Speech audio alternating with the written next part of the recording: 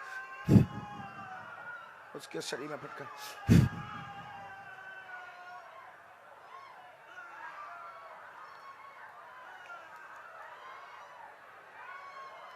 पीछे भी चमीटा मारो प्रेतों को, पीछे और ज्यादा मारो, पीछे और ज्यादा मारो। प्रेत रोगियों को छूना नहीं है अदर व्यक्ति को, अगर वो अपने से स्पर्श हो जाए कोई दोष नहीं, बाकी तुम्हें नहीं छूना है।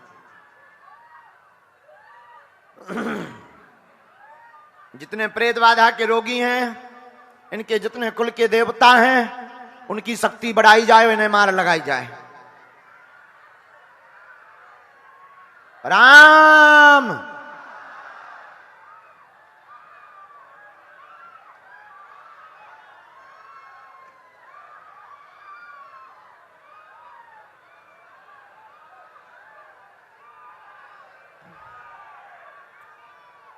हो सके तो प्रेत रोगियों को रास्ता दे दो। अगर आपको बड़ा भय लग रहा है तो आप जो है प्रेत रोगियों को रास्ता दे दो, वो अपने आप स्थापित हो जाएंगे।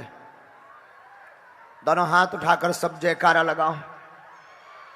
बागेश्वर धाम की, प्रेतराज सरकार की, बालाजी महाराज की, बालाजी महाराज की, चमीटा वाले बाबा की, श्री कोतवाल भैरव बाबा की, कोतवाल भैरव बाबा की, कोतवाल भैरव बाबा की।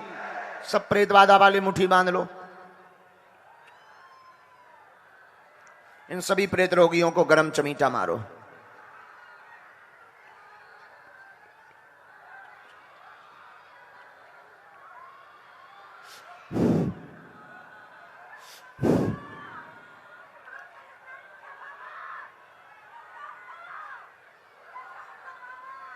ऐसे कैसे छोड़ दो?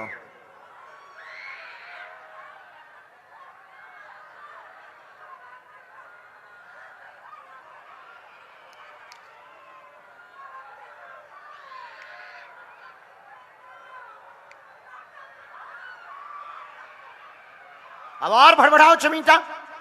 पूरी सेना दरबार में आ जाओ। बालाजी की पूरी सेना दरबार में आवे। मार मारो के इनको।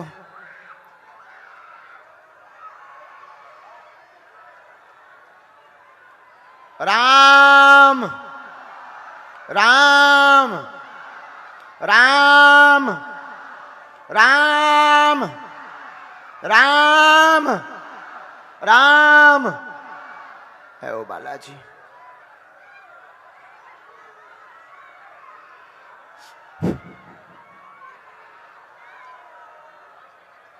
बैठ जा शांत, पालथी मार के बैठ जा।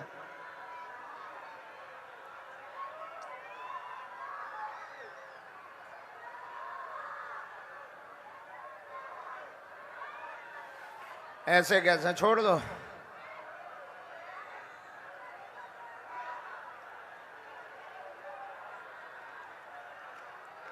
कल भी 10:30-11 बजे दरबार प्रारंभ हो जाएगा।